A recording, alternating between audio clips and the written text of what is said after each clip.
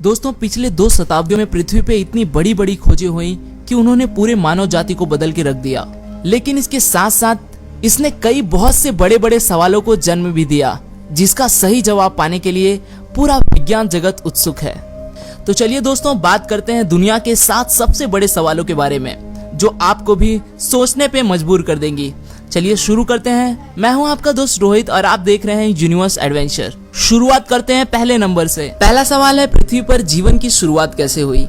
माना जाता है कि करीब 4 अरब वर्ष पहले किसी अज्ञात कारण की वजह से समुद्र में मौलिक आदिम द्रव्य में एक हलचल उत्पन्न हुई और बायोकेमिकल के आपस में मिलने से कई तरह का जीवन बनना शुरू हुआ। कुछ सिंपल से रसायन एक दूसरे से मिल गए और जीवन का आधार बनाया। मॉलिक्यूल्स प्रकृति बनाने में सक्षम रहे।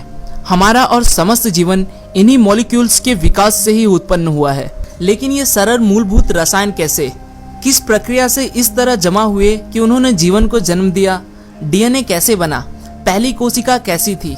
स्टैनली मिलर के प्रयोग के 50 वर्षों के बाद भी वैज्ञानिक एकमत नहीं है कि जीवन का प्रारंभ कैसे हुआ। कुछ कहते हैं कि यह धूमकेतुओं से आया, कुछ के अनुसार यह ज्वालामुखी के पास के जलाशयों से प्रारंभ हुआ, कुछ के अनुसार वह समुद्र में उल्कापात से प्रारंभ हुआ, कुछ के अनुसार हम एलियंस के वंशज हैं। लेकिन असल में पृथ्वी पर जीवन की शुरुआत कैसे हुई, यह आज भी दुनिया के सबसे बड़े अनसुलझे सवालों में से एक है।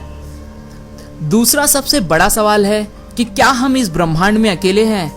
तो दोस्तों, शायद नहीं। खगोल वैज्ञानिक ब्रह्मांड के हर उस कोने को, मंगल ग्रह और बृहस्पति के चंद्रमा यूरोपा से लेकर कई प्रकाश वर्ष दूर तारों तक खंगालना चाहते हैं, जहां जीवन के मूलभूत आधार द्रव्य जल की उपस्थिति संभव हो। कई रेडियो दूरबीन ब्रह्मांड के हर भाग से आते हुए रेडियो संकेतों को खंगालने में लगे हैं, लेकिन 1977 के वाव सिग्नल के अतिरिक्त कोई और सफलता हाथ नहीं मिली है। खगोल वैज्ञानिक हमारे सौर मंडल से कई प्रकाश वर्ष दूर ग्रहों के वातावरण में जल और ऑक्सीजन की जांच करने में सफल हो गए हैं। हमारी मिल्की वे मंदाकिनी आकाशगंगा में जीवन योग्य 60 अरब से भी ज्यादा ग्रह हैं, जिन पर परग्रही जीवन की तलाश में अगले कुछ दशक काफी रोमांचक साबित होंगे। तीसरा सवाल है, क्या समय यात्रा संभव है? आइंस्टाइन के सापेक्षतावाद सिद्धांत के अनुसार अंतरराष्ट्रीय अंतरिक्ष केंद्र के यात्री समय यात्रा कर चुके हैं, क्योंकि अंतरिक्ष में समय गति धीमी हो जाती है। वर्तमान में यह प्रभाव अत्यल्प है, लेकिन गति बढ़ा दीजिए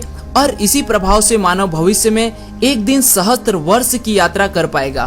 प्रकृति शायद भूतकाल में यात्रा करने की अनुमति नहीं देती है, लेकिन भौतिक विज्ञान के अनुसार वार्म होल और अंतरिक्ष यानों से यह संभव है। सैद्धांतिक रूप से समय यात्रा संभव है, लेकिन तकनीकी विकास में समय लग सकता है। चौथा सवाल है, सारे कार्बन को कहां ठिकाने लगाया जाए? पिछली 2 शताब्दियों से हम जैव ईंधन को जलाकर अपने वातावरण में कार्बन डाइऑक्साइड भर रहे हैं। यह कार्बन पृथ्वी के सतह के नीचे तेल और कोयले के रूप में दबा था। अब हमें इन सारे कार्बन को पृथ्वी के वातावरण से हटाना होगा, अन्यथा हमें बदलते वातावरण के खतरों को झेलने के लिए तैयार रहना होगा। यह खतरा इतना बड़ा है कि यह पृथ्वी पर जीवन भी नष्ट कर सकता है। हमें ऊर्जा निर्माण के वैकल्पिक मार्ग ढूंढने होंगे जो हमारी पर्यावरण को नुकसान न पहुंचाए, वरना आने वाले 50 से 100 सालों में पृथ्वी पर जीवन का विनाश निश्चित है। पांचवा सवाल है, जनसंख्या विस्फोट का क्या हल है? वर्तमान की 7 अरब जनसंख्या 1960 की जनसंख्या से दोगुनी है और ऐसा अनुमान लगाया जाता है कि 2050 में यह 9 अरब पार कर जाएगी। इतनी बड़ी जनसंख्या कहाँ रहेगी और निरंतर बढ़ती जनसंख्या के लिए भोजन और ईंधन कहाँ से आएगा? शायद हम कुछ भाग को मंगल पर भेज दें, कुछ भाग के लिए भूमिगत शहरों का निर्माण कर पाए। भोजन के लिए प्रयोगशालाओं में मांस का निर्माण हो सकता है। फिलहाल तो यह एक विज्ञान फैंटेसी लगता है, लेकिन अब इसे गंभीरता से लिया जा रहा है। छठवां सवाल है, सागर के तल में क्या है? आपको बता दें कि समुद्र का 95% भाग अब भी अज्ञात तथा अनएक्सप्लोर्ड है। वहाँ क्या है, यह शायद किसी को भी नहीं पता।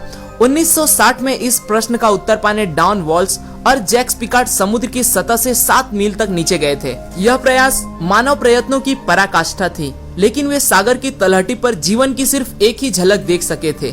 सागर की तलहटी पर पहुंचना इतना कठिन है कि हम वहां पर मानव रहित वाहन ही भेजते हैं। सागर तलहटी पर अभी तक की गई आश्चर्यजनक खोज, जैसे बेरिलियम मछली जिसका सर पारदर्शी होता है, वह अल्जीमर बीमारी की चिकित्सा में प्रयुक्त हो सकती है। समुद्र में की गई इस तरह की नई खोजें इस मायावी दुनिया का अल्पांश मात्र है। अभी तो इस अथात समुद्र के बहुत से रहस्यों पे पर्दा उठाना बाकी है।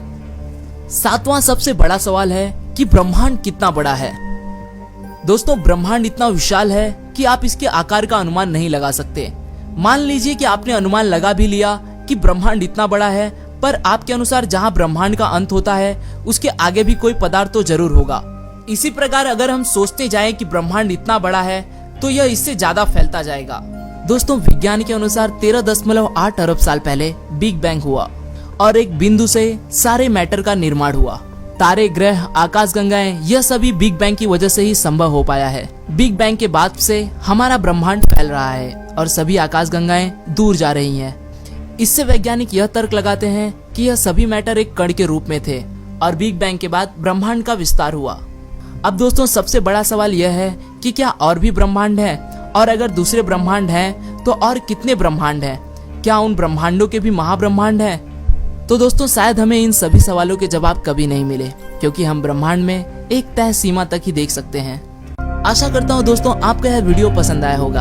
अगर वीडियो पसंद आया तो इसे लाइक जरूर करें, और अगर आप हमारे यूनिवर्स एडवेंचर के चैनल पे नए हैं और आप भी ऐसे विज्ञान और ब्रह्मांड से जुड़े रहस्यों में रुचि रखते हैं तो दोस्तों चैनल को सब्सक्राइब करें, ताकि आप आने वाले वीडियोस को बिना रुके देख सकें।